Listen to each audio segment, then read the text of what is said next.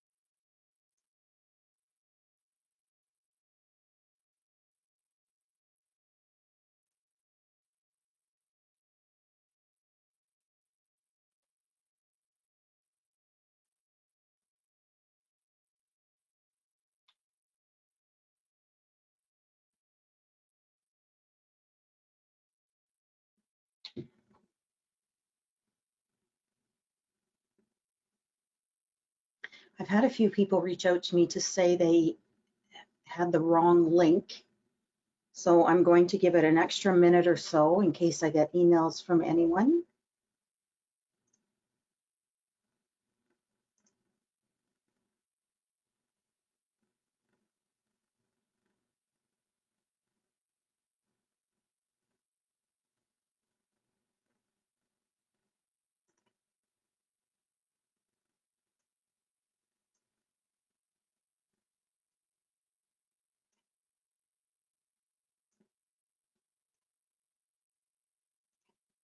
Okay, Linda, I think we're ready to roll. Okay. So hopefully everyone else will get in shortly. Just let me shrink this screen. Perfect. Okay. So good morning, everyone, and thank you for joining us for this morning's highly anticipated workshop on creating partnerships with Indigenous tourism operators. I'm not amazed. I'm very happy to see when we have such an engaging topic as this morning and how quickly it books out. We've had over 100 people register for today's session, so we're really excited to get this going. My name is Lori McIsaac with RTO9, and joining me this morning to facilitate this workshop is Linda Saracen. Give us a wave, Linda. Linda is an Algonquin from Pikwakanagan. I had to say that twice, Ontario, which is near Pembroke, and she is the Director of Operations and Special Projects with Indigenous Experiences. Over the last 6 years, Linda has delivered a number of customized training programs across Canada through the Indigenous Cultural Ambassador Program, which aligns tourism HR certification with Indigenous culture and teaching, She has also delivered tourism HR training in various fields within the hospitality industry. Linda has been instrumental in the development and progression of Indigenous tourism at the local, regional, provincial, and national levels. So just a few housekeeping notes before I hand the floor to Linda. We have 2.5 hours set aside for this morning's webinar with a break at approximately 10:30, so you can refill your coffee and stretch your legs. We may be off a few minutes depending on how the conversation goes. This workshop is being recorded and attendees will be on mute. If at any time you have a comment or question for Linda, please enter it in the chat box in your control panel. We're hoping for an engaging and thought-provoking session this morning, so don't be shy with your comments, your questions, or your experiences. As we get started, please take a moment and introduce yourself in the chat room, tell us who you are and what business or organization you represent. Linda, at this point, I'm going to hand things over to you. And do you have your microphone on? Yes, I do. There you go. Okay. Kwe, hello and bonjour, everybody. My name's Linda, and I'm an Anishinaabe Kwe from Pikwakanagan, which is an hour and a half northwest of Ottawa. And right now, I am sitting in my traditional territory of the Algonquin Nation in the nation's capital. What I wanted to talk about, I'm kind of really excited about this because this goes back to when I started in the Indigenous tourism business. It just kind of happened, and then used to have it started off with a craft store, let's put it this way. And then from there, I had a tour guide come by one day and said, I have a group of German people coming in September. Can you do something? So from there, I created a package. And when I did the package, I also invited the community. So I started the partnership with the community, because in Indigenous tourism, you do not have a product if you do not have the community support. So, but I will tell you more stories about that as we go along throughout, and give you some various not explanations, but examples on how you can do partnership, because it's fairly easy. Another thing, again, this is all learned from the School of Hard Knocks. So this was lesson learned, mistakes, and just, I mean, we all do it. So it's hard lessons learned, but we managed to succeed. So what I want to do in this workshop is I really want to try to keep it engaging, because this is really difficult. Like, you can't see people, but when at least when you're doing it, you can see people's reactions. So I do hope that you do write down chats and whatnot, then Lori can relay it to me. So please ask questions as we go along. Feel free to share your experiences, and then from there we can elaborate. Because I'm sure as I start talking, you will see that some of the points will be, you'll probably be able to relate to it if you've already started engaging with other Indigenous operators or potential partners. So for now, okay, let's see. So again, Lori will monitor, and that's my quick intro for now. And I probably will add in. So just before I start though too, you may find that I speak from the heart. So sometimes you'll find that my slides, I'll be talking about something and I'll jump to something that we'll be covering a little later. It's kind of what comes and what feels natural at the time. So it's not like very structured to the point. So it's, do you understand, Lori? Do you understand what I'm trying to say? It's just like, I mean, yeah, I just speak from the heart. So it's whatever is going to come out and we discuss. And that's why I'm trying to keep it engaging as possible. And it's exactly what we're hoping for this morning, Linda. Thank you. Yeah. So now this is briefly our agenda for today. So we did our welcome and intro, and then Lori's just going to give me a little bit of feedback from everybody signing in, a bit of their background and who they work for. And then we're going to do the, Lori's going to give a little brief talk on RTO9. And then I'm going to cover a bit about ITO, which is Indigenous Tourism in Ontario. So again, it's all these new acronyms in the tourism industry. We always get a new acronym all the time. So we have ITO, then we have ITAC, which is the Indigenous Tourism Association of Canada. Then we'll have a break. I put a break there, but the break may fluctuate here and there depending on how long the conversation is going. And then after the break, then we're going to start talking about how to partner and create experiences or new packages. And then we're going to just review a snapshot of some of the operators, Indigenous operators in your area, and how we can think out of the box to create, and how do we approach, etc. And then after that, I'm open for questions, suggestions, sharing stories, whatever happens. So that is our agenda for today. Lovely. Trying to multitask here. I'm afraid I'm not as good as I think I am. There we go. Perfect, perfect. So thanks for that overview, Linda. Really appreciate it. From an RTO9 perspective, the reason we're having this workshop is because many reasons, of course, and I'm really happy to say we're not talking about the pandemic today for a change. RTO9 is working closely with Indigenous Tourism Ontario, and we're looking to develop or help develop and help market authentic Indigenous experiences across our region. There is, there has been for the past few years, it's been amplified, of course, over the last year and a half, pardon me, but visitors are looking they're looking to learn, they're looking to experience and just find out more about the Indigenous peoples within our region. I dare say around the world, but we're speaking specifically today to what's within our region. The workshop is part of our efforts to help bridge the gap, and authentic Indigenous experiences actually can take place not just within Indigenous territories, but outside of Indigenous territories. As an example, earlier this year in September, Springfield Farms in Apple Hill, which is north of Cornwall, held their first Field and Feast was the event.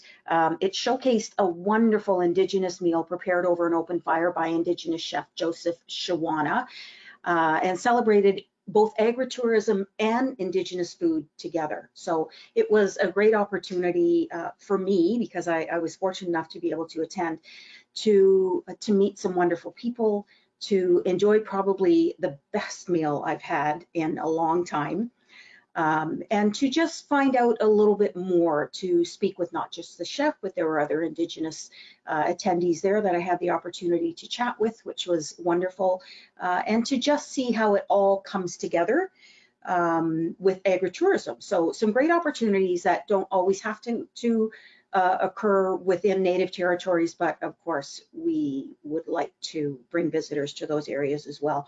RTO9 is also in the final stages of building an Indigenous experiences webpage on our consumer site, which is southeasternontario.ca, as well as a page for our industry partners on rto9.ca that will come a little later. That we're looking to help forge these relationships with our tourism partners. It's a big part of our mandate moving forward, and we're really looking forward to connecting with operators both on the Indigenous and non-Indigenous side to help facilitate this. Simply put, the time has come to work together, to learn, to celebrate the rich Indigenous life, history, food, and experience. So that's the RTO9 take. Thanks, Linda. So my question to the group right now is, I need for people to reflect about this and say, why is this? Why are we saying this? So ITAC, the Indigenous Tourism Association of Canada, says that Indigenous tourism is by Indigenous people, and it's not about Indigenous people. So can anybody explain why? What this means? That may take a minute for comments to come through, Linda. Okay. Authenticity. Yes. Yeah. It means authenticity, and also it's our story to tell. Right? It's our story, it's our history. We know it best. And also when we share our story, we know what our boundaries are, because our boundaries are set by community. We have protocol we follow. It's what we are willing to share. Like, we're a sharing and caring people, but we also have our limits on what we can share. And then we can share it accurately. Right. And Linda, another comment here is your history, and not being told through not told through a settler lens. So being told through an Indigenous. Yes, yeah. That's exactly it. We survived it, we lived it, we know it, we live with it on a daily basis. It's the past, the present. We can see what future generations need, because when we do things, we do not just do it in the now, but we always try to think of how it would affect the future. Because once, it's our kids, our grandkids, and those yet unborn. So again, it's a totally different way of thinking. So you have to put yourself in that perspective. So again, everything that Indigenous people do, whether it's in tourism or what, is they keep in mind of the impact it will be for the environment and for future generations. And boy, that's so important right now with what's going on. Yes, it is. It is. Lots is happening, but we can cover that further down. Because what we do is when we put something together, or a package, or we do something in a way that we get that awareness, the I don't like the word education, but I mean the awareness, the sharing of what is happening now, but put a spin on it too. That, you have the negative, but how do you turn it into a positive? And I mean, we all do it in one way. If our business is impacted negatively, how do we think out of the box, right? And one example is like last year, a lot of us had to pivot. How do we think out of the box to maintain survival? So it's a different way of seeing things.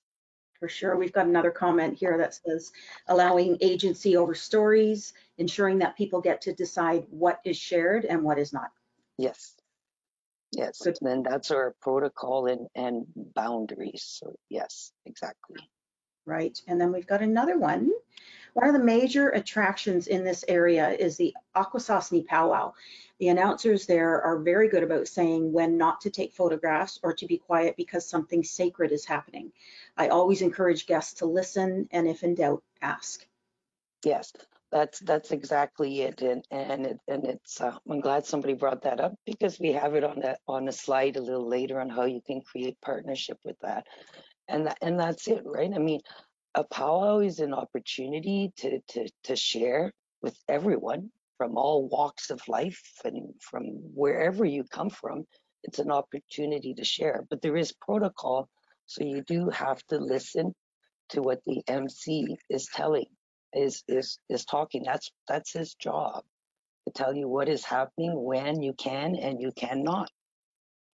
I mean, we can jump into the protocol of powwows right now, or we can do it later. Right. So, I think, and I think that's a point that I know you're going to speak to quite a bit throughout this presentation.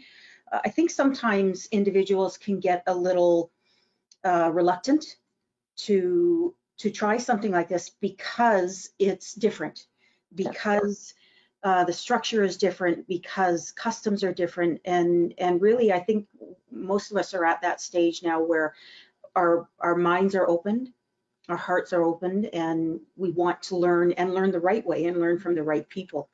We've got another comment here that says respect by non-Indigenous collaborations, consulting elders, having consultations throughout the planning process, which is vital to ensure it's authentic, first off.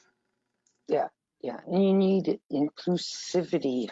I can't say that word too well, but anyways, yeah. But yeah, there's more than consult. I mean, you can consult, but the thing is, are you going to put into action when you're consulting, or is it still going to be your way, right? So it's got to be a win-win for all parties. I mean, people can consult and then they just take what they want out of it. Well, and you know what, Linda? Consumers can spot a fake from a mile away. Yeah. So it's not in anybody's best interest to not do it authentically and have the proper individual sharing that message. Yeah. Yeah. Yeah. Yep. So, so now we'll. Oh, you went too fast. Oh, sorry. All right. So again, I'm. Oh, you flipped over again. Oh. I forget there's a bit of a delay on your end, isn't there? Yeah. So right now I just want to talk. Just There we go. very. Nope. You got to click one more time. Okay. Down. I want to go to ITAC now. Yeah, down. This one. Yes. It takes me a while. Yeah. So I just want to talk a bit about the Indigenous Tourism Association of Canada, ITAC. So here I provided their mission and their vision statement. But I also want people to understand that ITAC came about from years ago. There used to be the Aboriginal Tourism Team Canada. And after that, it was called can't quite remember. But anyway, it's what it was like. Anyway, there's something else, and then it sort of went off the radar for quite a few years, and we were quite a number of tourism operators across the country whose heart was into this and just saying there is a demand for Indigenous tourism. We have to keep this momentum alive. And what we did is, I mean, we were right across the country, and how we kind of helped form this organization. We used to call it the Aboriginal Tourism Marketing Circle. So it was ATMC. So whenever we would go to Rendezvous Canada on the free night, well, it wasn't really a free night for us because we all got together since the cost was already paid for everybody to meet to be at RVC at Rendezvous, that we would sit and meet and discuss to come with the formation of ITAC. And everybody would take a role in doing some of the administrative work on it to help build ITAC. So ITAC is they do marketing, they do partnership with industry. It's membership driven. So indigenous and non-indigenous businesses can also become members of ITAC. So now we're going to click on a video, and this is just a video to just give you a brief taste of what's available out there.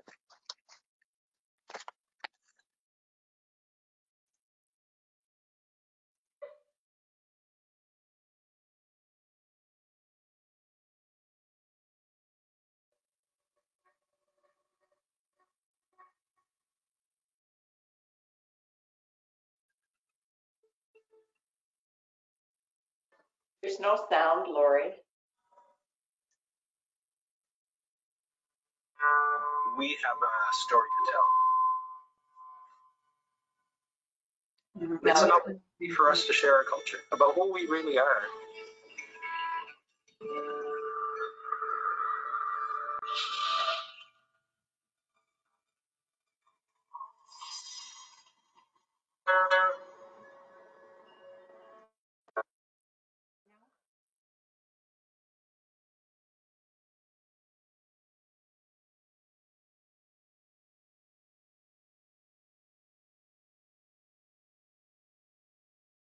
We're having technical difficulties.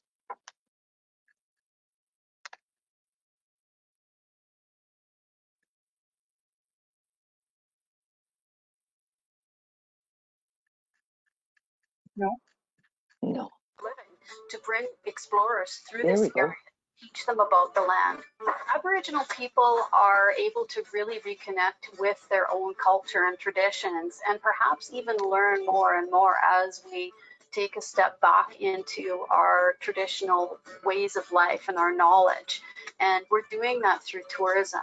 It's a wonderful way for us to reconnect with actually who we are as well.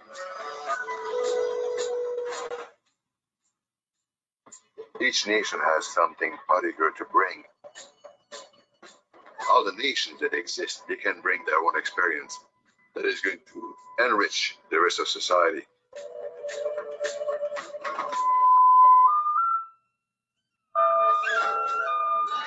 It is a great honor for me to present my nation to these people that come sometimes from halfway around the world.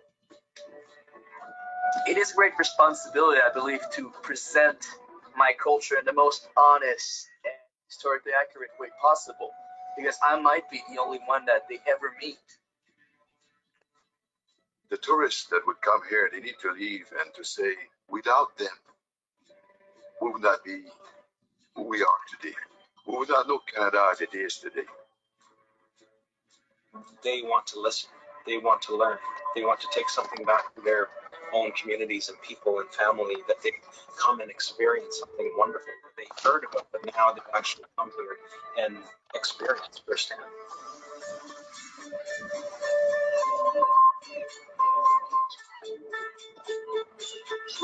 We get everything from a store, and there was a time, that you had a relationship with everything. You don't see caribou, it's not in life today, but it certainly was big in the old days. It sustained us. Every time I do a image of a caribou, in some way repopulates them, at least in our mind and our memory.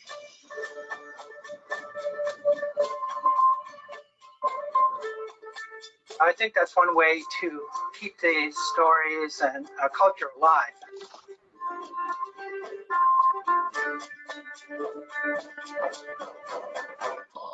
The doors to Aboriginal tourism across Canada and around the world are opening. We are able to present our culture in quite an honest way, yet at the same time live off the tourism industry that stems from sharing that culture. It's a great way to help to benefit the communities financially, but it's also a wonderful way to connect people to our culture, to learn a little bit more about who we are from us. I think what they really want is that true immersion experience of being able to be part of this landscape. They want to beat the drum. They want to dance the dance. They want to be able to share in that and feel it in the heart and be able to remember it forever. Because once you hear the beat of the drum, you'll never forget it.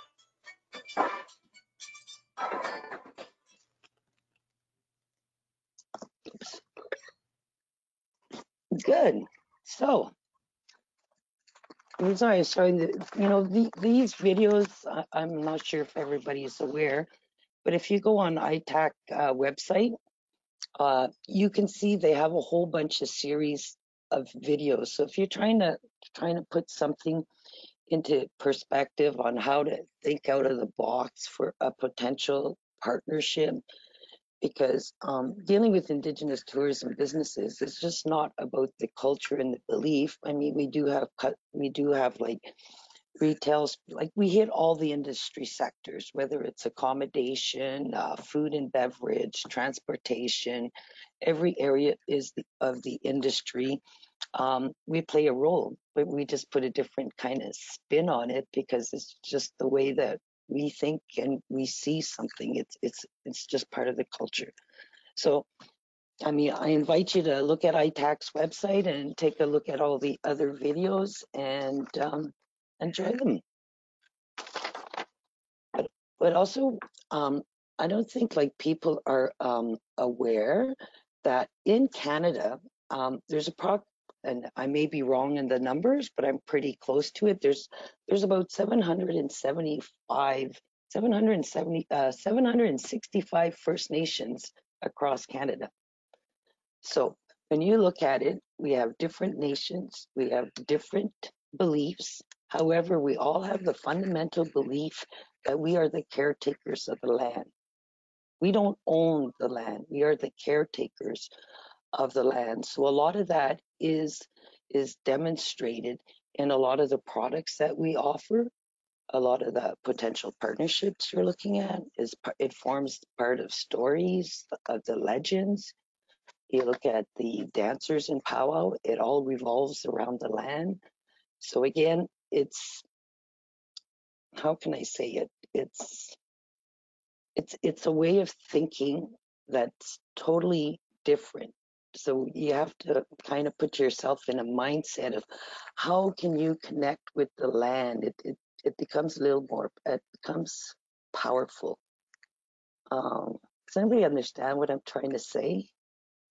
Or am I explaining it right? Or? No, I think you're doing a wonderful job. I think it's at the core of who Indigenous peoples are, Linda. Everything you do, as you've mentioned, revolves around taking care of Mother Earth, and it's certainly something that we can take a few lessons from. Yeah, it's Mother Earth and it's family, it's people, right? I mean, people can go hunting, but even though they have a huge family and somebody needs, we're a caring, sharing, and giving people. Like we share what we have because we know the land provided these resources, but it wasn't just for Linda and her family, right? It's for Linda to share for those who need it. Right. So again, it's the respect of what the land provides you. So, okay, I'll stop on that one and get back to it a little later again. So now we're going to move into ITO, which is the Indigenous Tourism Association of Ontario, Indigenous Tourism Ontario. And I have another just quick video to share to just give you a perspective of some of the offerings we could do in Ontario. Lovely. And I apologize for not having these embedded. Can you hear? Yeah. Thank you.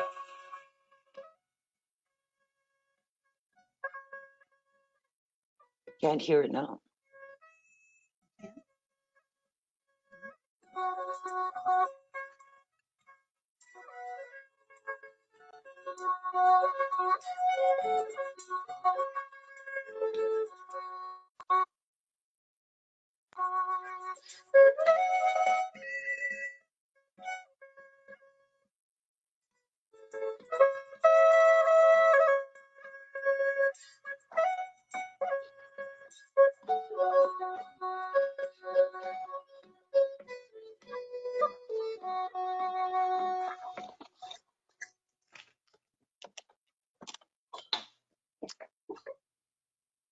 Every time I see a video, I always get an idea of something that just pops up into my head. So again, this goes what I was saying. You speak from the heart, and you just go with what comes through.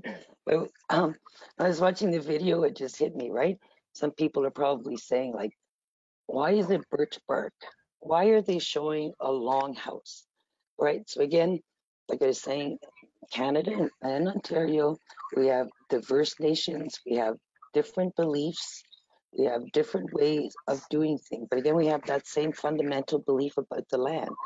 So each area kind of dictates what is the strong part in individual communities.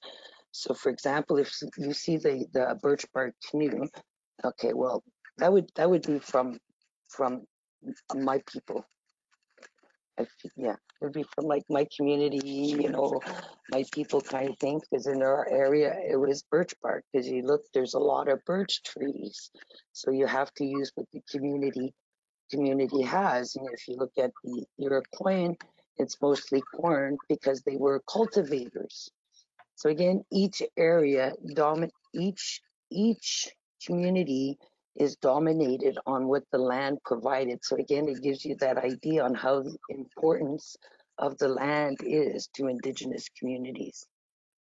Linda, we had just to your point, over the last couple of years, we have partnered with a couple of operators to have an authentic birch bark canoe built by Chuck Commanda, who of course is Indigenous.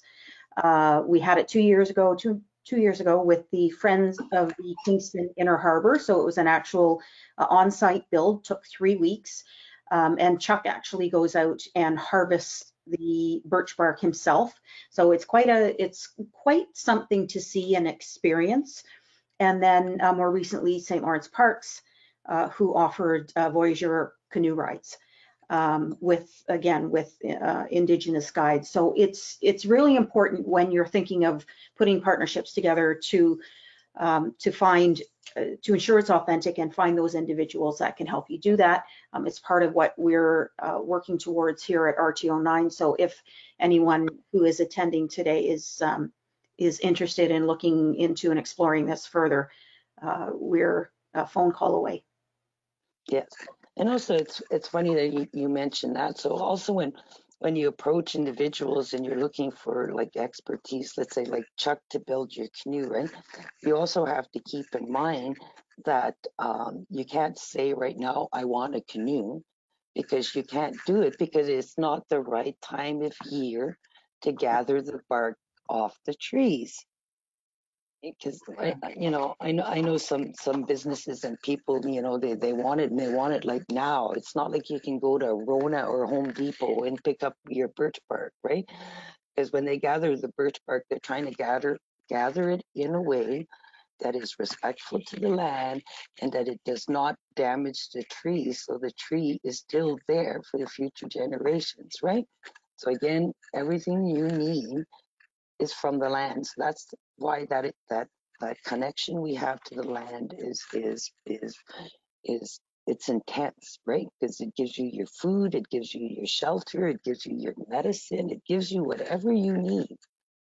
You just got to be able to identify it and respect it. So again, your birch bark, certain time of the year. How do you gather those roots, you know, to tie up your canoe, like to sew it together and seal it. So And it's worth just the a wait. point I wanted people to remember, right? I mean, you could say, I want this, I want that, we need this for a partnership. Well, sometimes if you miss that window of opportunity to gather some of this stuff, you do have to wait. Right. And that's very important as well, because we are used to having things at the ready and ready for us to jump on. But it's important to realize that some of these things, all good things come to those who wait. Exactly. There's the adage. And I think it's important that if you're looking to plan something, it may be a year out, but Yeah. it's better to take the time to plan it properly and execute it properly than to just jump in and say, okay, I want to do this and we're going to do it next month. Yeah. It takes some time, and it's well worth it. It takes some time, and it's also a teaching, right? I mean, we have a teaching where you have to show respect, you have to be patient, you know, so those are all parts. So we just like try to take our time to get things done. If we're going to do it, we're going to do it, and we're going to do it right, because that's just the way, it's just the way we are. Don't like rushing into things. Like we'll sit, we'll talk with people, and then we bring it in, right? And it's just think about it. Right. All right, next slide, madam. Okay, so our next one is, so here's a question. I need people to look at this image here. So again, the next few slides are slides that were provided to me from ITO. So I just want to share this. So what's missing in this picture? So if you look at this picture, what do you see missing? And it's the main picture you're talking about, Linda. Yes, the main picture. So I was told this picture is of a community up in Wiki. I can't remember off the cuff where, but that's in Wikwemicon, which is on Manitoulin Island, so around the Sudbury area for those who.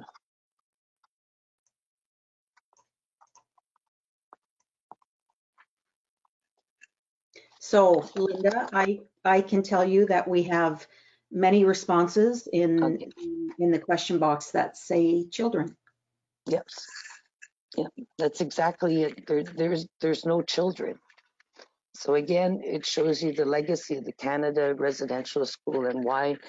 I mean, a lot of people, Indigenous people, we were aware of this like for a long time, and it's finally coming to light right now. So if you look at the statistics here from CBC News, it says the odds of dying for children in Indian residential school was 1 in 25, and the odds of dying for Canadians serving in World War II was 1 in 26.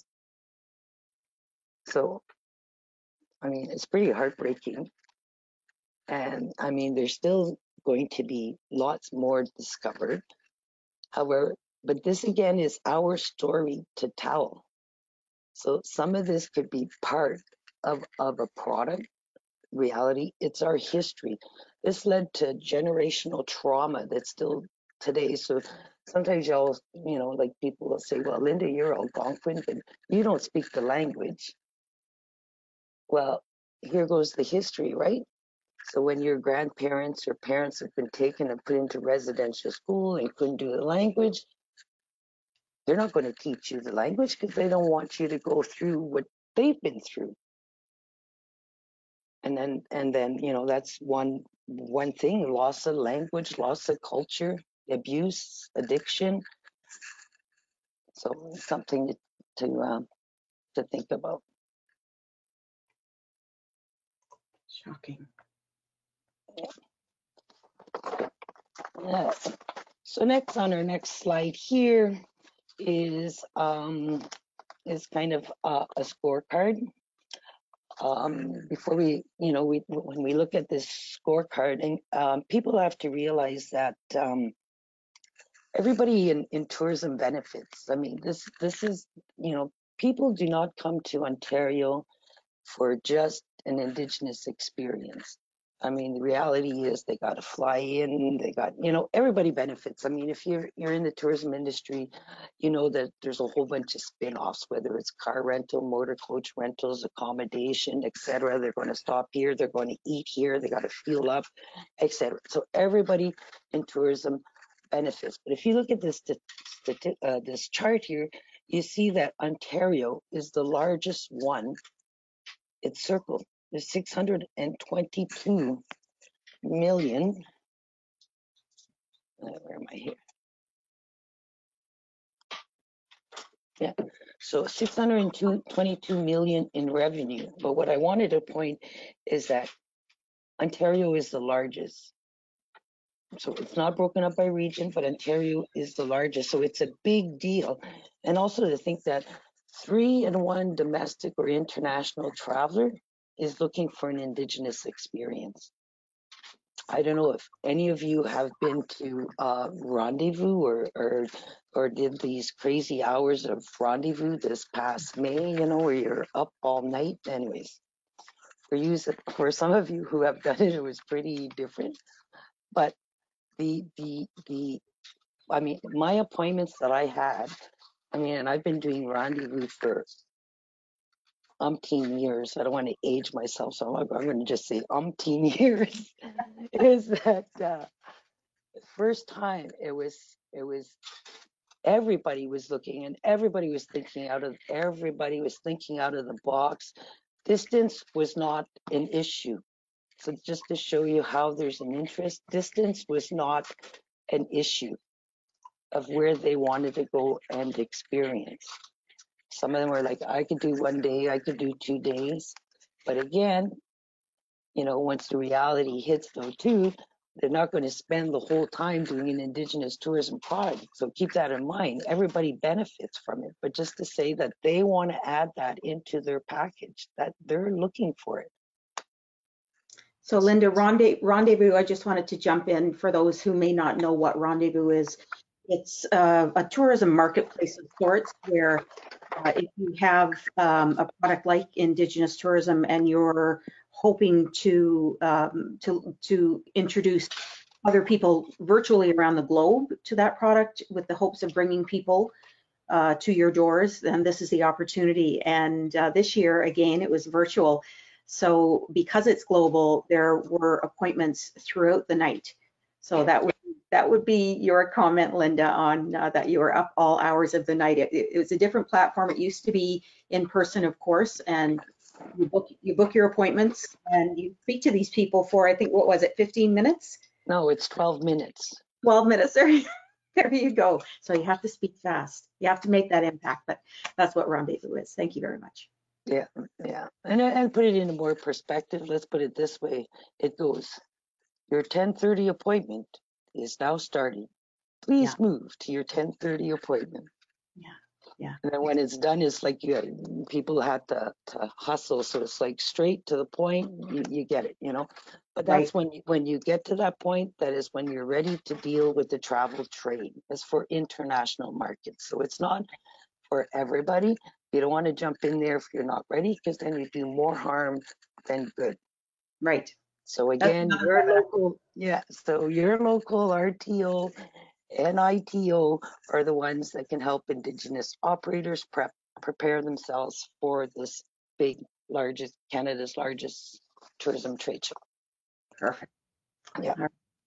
So here's a snapshot that gives you, this is based on March 16th statistics from ITAC. So they had projected revenue loss of about 330 million in direct revenues from Ontario Indigenous tourism businesses, and they contribute 600. So again, this is an ITO slide. But what I wanted to do was put the slide there so you can see the difference in statistics on what's actually happening within the province of Ontario. So you have your loss of direct at the bottom. This is on April 28th. And ITO. So I think there's somebody from ITO that's probably on the site that can talk a bit more on the statistics. But what I wanted to do is mostly on the right column. because on the right column gives you your pre-COVID, right? So these are your statistics, and then the impact of COVID.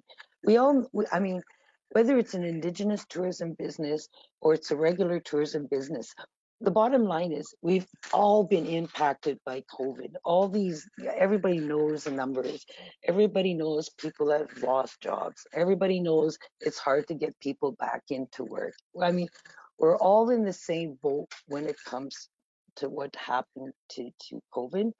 But the thing is, right now we're looking at impact. The only thing we couldn't report there is on our actual businesses. How many businesses did Indigenous tourism in Ontario lose? And it's basically the same question. They did not report it because they would have been guessing on the amount of businesses. I mean, it's the same thing across the board, right? I mean, you're in a tourism business and you have no money coming in. You don't have revenue coming in. What do you have to do? You have to get out there and find yourself a job or find yourself a way to make money. You have to survive. You know, you have to cut back. If you can't do your website renewals, you can't do this, you got to cut back to save money in order to survive. So again, that gives you an idea there. I mean, they could not report. However, we as Indigenous people, we're very positive, right? So ITO here sees a full sector recovery by 2023. However, and we all know this if we're in business, right?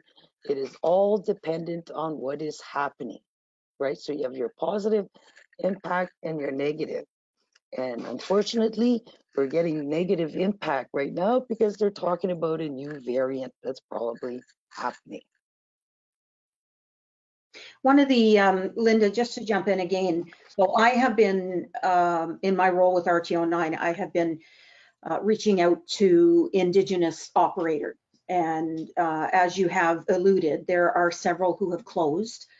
Many of them would like to reopen again, but in order to feed their families, they've had to take roles elsewhere or jobs elsewhere. But I would encourage partnerships with Indigenous operators, even if they show up as being closed. I know you're going to talk about reaching out to them a little later, but there are great opportunities to help each other. And we've been preaching partnering with fellow tourism operators and tourism businesses for the last many years. This is no different. You're just reaching out to a different individual. So I'm going to let you talk to that later in the presentation. But what I would say is there are partnerships to be made. There are relationships to build, and there's a huge opportunity to pull everyone together to help Indigenous operators start their business again or restart their business, as it will, and have it be better and stronger. Yeah, I agree. I can't wait for the after break conversation. And it's going to be good. Yeah. All right, so we'll go to our next slide. So here are some of the programs that ITO, Indigenous Tourism Ontario, are doing at this present time. I'm not familiar on a lot of them, but I did put in a reference link at the bottom of the page that you can look into, research a little bit more on. But I can talk about a few of them here. So the virtual reality, I mean, if you think about it, I mean, last year everyone has done it in one way or another, right? We all had to pivot. Some of us, we couldn't go out. We're stuck inside. We want to survive, so we had to pivot. So again, ITO did the same. So they embraced the technology, right? Nobody knew what Zoom was, and all of a sudden everybody's Zooming, and we're doing webinars and talking to 52 people that we can't see. But it just, it's technology. We just have to embrace. So from here, it gave them an opportunity for a new revenue stream for businesses. The virtual reality was also provided people with a short consumer experience, give people a taste of what's out there, and also booking opportunities. So, and then the one that I really like is the augmented reality, because this was something that I've been like growing in my brain for years, and I'm just happy to see somebody doing something here.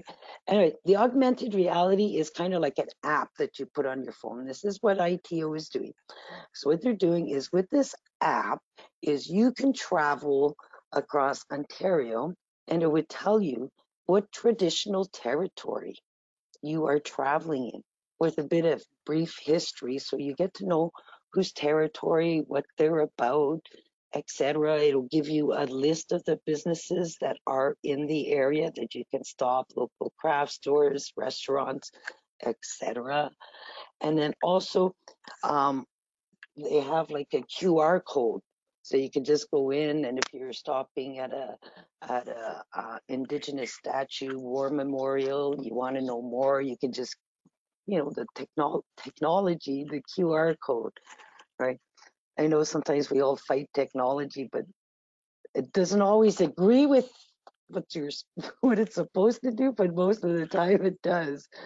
So anyways, I'm quite excited about this. So yeah, so there'll be like stories and legends. So imagine if you were able to drive and just say, I'm going to click there, and they'll be saying, welcome to the traditional territory of the Algonquins, the Kitchissippi River, and then they just tell you a bit about the river. It was the main highway for voyageurs and traders to trade with Algonquin people, blah, blah, blah, blah, blah. So it just goes on. So again, it's very creative and thinking out of the box. And SCODE, can you talk to what the Fire Within Your Heart SCODE program is? Yes, the SCODE program, it was put together, and it was giving vendors, not vendors, but the tour operators the opportunity to submit a tourism idea. And with the tourism idea, they put together and went in front of a panel. They decided, so it's a mentorship program. So they get to work with a business advisor that guides them through the business development phase, whether they should be going domestic, international market, what stage of their business they're at. So it's a mentorship program. And that's. Do you know anything? And Three Fires Confederacy, this is a human resources training program. So it's a partnership with OTAC, TAIO, and ITO. So in here, they've partnered with, ITO has partnered with OTAC to develop specific training that is inclusive of Indigenous values into the program to train Indigenous employees or potential employees to enter into the tourism industry. And then there's also a partnership for wage subsidy program. So some of these have assistance with wage subsidy, but also it also gives an opportunity for non-Indigenous businesses who want to partner with ITO. They can, you'll have to look on the website for more detail, but you can partner with ITO if you're looking to bringing in an employee to teach them about the various sectors in the not Indigenous, but in the tourism industry sector, right? Because it gives them like work experience. Who knows? They may stay and work for you because they enjoy what they're doing.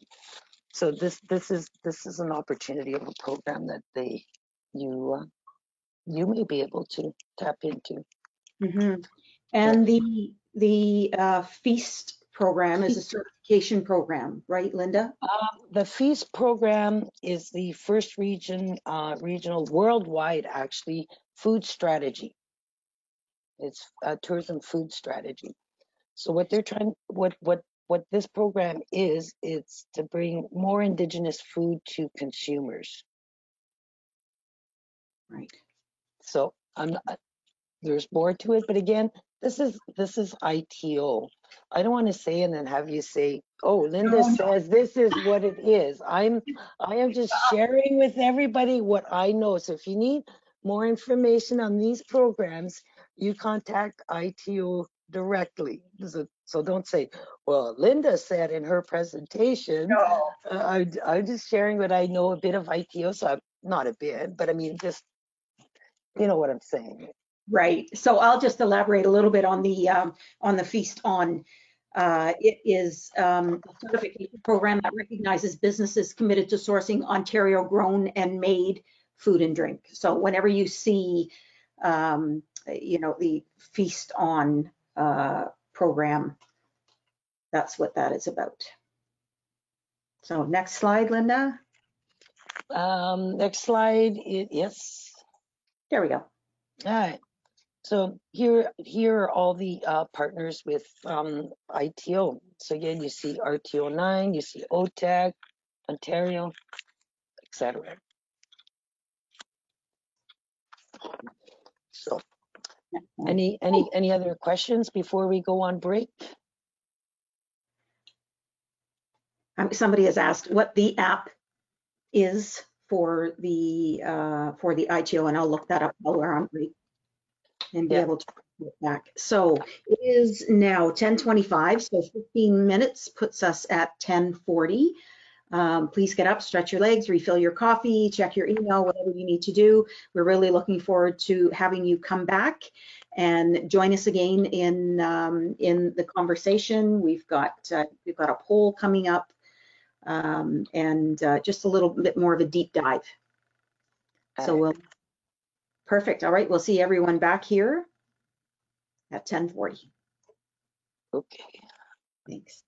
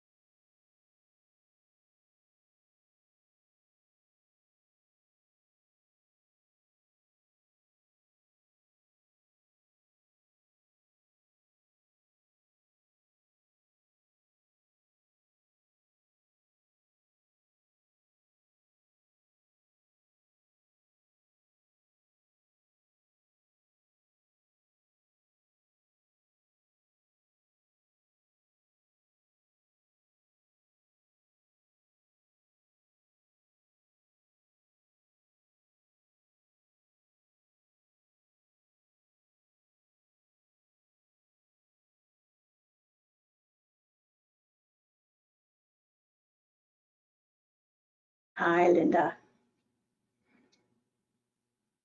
Hi. Okay, it is 10:40 and we're going to continue. Linda, I would just like to break in before you start rolling again, just to say, let me page down here. Why can't I page down on your presentation? I don't know. Isn't that interesting? Sorry, everyone. There's what we want. Okay. PowerPoint is unstable. Can you see? A blank screen. I mean, all I see is the blank page of the slide. What happened there? Okay, I need to get out of some of the windows, I fear. And I'm just going to check. What I was going to say was we apologize because Feast On is different from Feast. So Feast is a program that Indigenous Tourism Ontario has started to celebrate, as you said, Linda, Indigenous food. Just going to check. Nope, we should be on here. That is from current slide. Linda, do you have your presentation up on your desktop? Yes, I do. If you do, it might be easier if I give you presenter status. Okay. And let you do that. Give me 1 second here. That's odd. We were going along just swimmingly. Okay. Okay, I'm going to make you presenter, and then if you can just share your screen. There you go. Sorry, everyone. I hope you had a nice break. I show my screen. What do you see? Because I can't see anything here. You can see it. You just need to slideshow and from your current. Okay. Yeah. Slideshow. Okay. From current. Oh yeah, from current. Right. Okay. Perfect. Thank you. Okay. All right. Oh, now we're What? seeing the wrong page. We're seeing your notes page. Oh, I don't have any notes. Technical difficulties. Just On your end as well. you still see my note page? We see both. Okay, let me just move this out of the way here.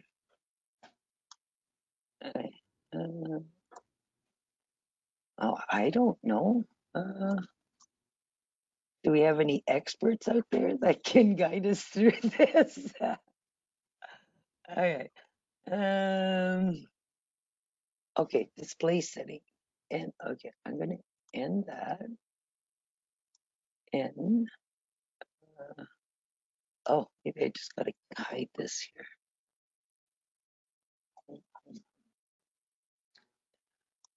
Slideshow from current slide. We're not getting that. I'm just trying to hide my notes.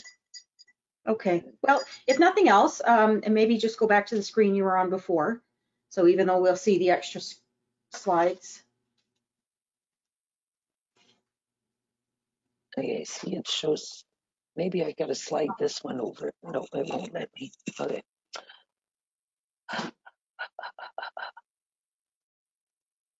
Okay. So I would say at this point, Linda, just go ahead and you just speak to this slide as you see it. Yeah, so everybody can just slide their thing with their webcam audio button right over my note page because Yeah, I don't think we can do that, but you just go ahead. I just okay. we'll keep it. I can't see because I got your the pictures with the cameras and everything in front here. So You should be able to slide those up and make them smaller. Okay, so how to partner and create experiences. Okay, so how to partner and create experiences. So this is the part where I'm going to be looking for everybody to engage. I'm going to be sharing stories. And then from there, then I will fill in the box and reveal the boxes on how you can partner and create experiences. So again, a lot of people assume that they cannot approach an individual on how to start a partnership opportunity. Like I said earlier, we are caring, sharing people. We are friendly. We don't bite. I mean, there's no harm in asking us, but I mean, you have to come and visit and see what we have. Come and chat. I mean, it's go to the community powwow, start talking to people. You know, what do you do? Tell me a bit about yourself. I mean, it's just starting a conversation. And okay, I'm going to tell you a story, and then maybe it'd be a lot easier. When I had my business, and you know, I don't have it anymore just because of all the impacts, you know, 9/11, everything. But prior to that, I had I had a small craft store, and it started off, like I said, a tour guide wanted to bring a German group in the fall. And she goes, I don't care what you do. She says, all people want to do is interact with Indigenous people. So I said, okay. I said, no problem. Linda's always ready for a challenge. I just said, I'm going to do it. Let's just do it. So then I was thinking about it, I'm going, okay, how am I going to do this? Like, this is new.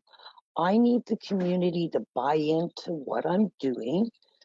It's good. It's going to help revitalize and instill pride within the community. So I started thinking, going, okay, well, my little 12 by 12 building is not big enough to accommodate a motor coach. So what am I going to do? So then I decided I'm going to book the community center. So then I booked the community center. And then I was like, okay, well, we have cooks within the community. So then I kind of subcontracted the menu to some of the ladies in the community to put on the feast for this group. And then my resource people, the dancers and drummers, and we're all youth at the time because they were all starting to get back into drumming and dancing. And then I was like, okay, I'll have them perform. Then I started thinking, wow, this is actually starting to be fun. Like, I was starting to have fun in this playing. So then I decided, well, I am going to approach all the artisans in the community. So then I approached all the artisans in the community and I said, come and share a table. You only have one table to share your arts and crafts and artwork, birch bark baskets, whatever. You come and set up. Then it was like, oh, we have a birch bark canoe builder in the community. So I got a birch bark canoe builder in the community to sit there, to come in and have it display outside. Then I was thinking, oh my God, these community walls look bare. What can I do? And then I approached all the community resources and you know, the First Nations government, and said, well, can you put placards or have people sit around and talk about the education program, the housing program, what are we doing in child and family services, what are we doing at the health center? And in the community, a lot of our architectural designs were built, like the daycares, like the tipped over birch bark canoes. So we had somebody from the daycare kind of with images. So the whole walls around the community center were covered with images, and people were talking, well, yeah, this is our ceiling. If you look at it, it's the ribs of the canoe, and then they would go on and on. Our health center is built the shape of an eagle. So then they were able to talk about the teachings of the eagle and why the eagle represented our health center. So again, you find that, I mean, it goes back like what I was saying earlier, like in Indigenous communities, we do things and there's a reason behind it. It's not just like we're going to just slap something up and put it up there. There's a reason, there's teaching, then it becomes part of the mission and vision of what they're trying to do. So anyway, so this happened. I got it all set up. Then my group finally comes in, and it was great. I mean, I was quite shocked. And it happened to be a German choir group, and they sang to the group. And when it came time to leave, they just said, well, we want to do something. And they asked to borrow one of the shawls from the dancers, and they did a collection, and they came up with over $2,000 in tips. Wow. Or either that, or I probably undercharged them because I really didn't know what I was doing at the time. I just had an idea. I was just going to do it, right? But what was good was once they left, everybody was getting ready to leave, and I was like, oh, whoa, wait, you can't leave yet. I said, we got to get a hold of the bingo committee, right? So I got the bingo committee, and then I had to break down these bills. So then I just said, everybody sit, and then we put the tables together, and then I just went and just shared the pot, right? Because it wouldn't have been a success without them there, right? So this is just a story of kind of how it started, right? That when I got into Indigenous tourism business, that's just how it started, and then it evolved from that. You have been made the presenter. I just sent it to you again. I was hoping everyone I could see on my end, but there's something going on with my screen. So just click that, Linda, and we'll go back to where you were before. So from there, then it evolved that people wanted to stay in teepees. I had teepees. Mind you, teepees are not Algonquin, but a lot of people have stereotypical ideas of what Indians or Indigenous people should have, right? And the icons, does anybody know what the icons are? There we go.